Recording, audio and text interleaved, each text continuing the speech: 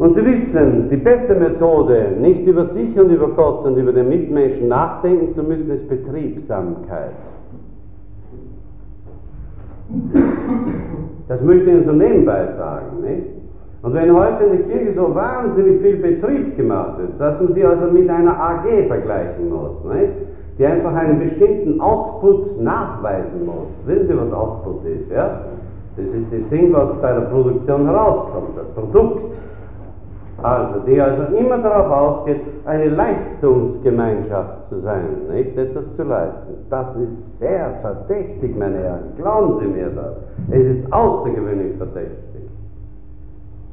Sie müssen also so viel Kritik schon an sich selbst und an uns auch haben, dass Sie darüber grundsätzlich nachzudenken beginnen. Ich glaube, es ist also notwendig, dass Actio und Meditatio, dass die in einem bestimmten Verhältnis zueinander sind.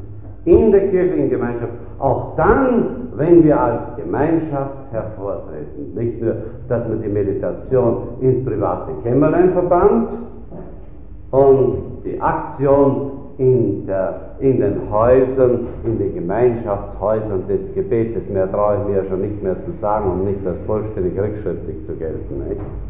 Von Kirche war doch nie die Rede. Nicht?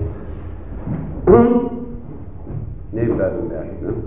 Aber lesen Sie das Klärungsblatt auch dazu. Ne? Das kann Ihnen nicht schaden. Nicht? Die Franzosen haben festgestellt, dass Kirchen auch in Zukunft dringend notwendig sind. Ne?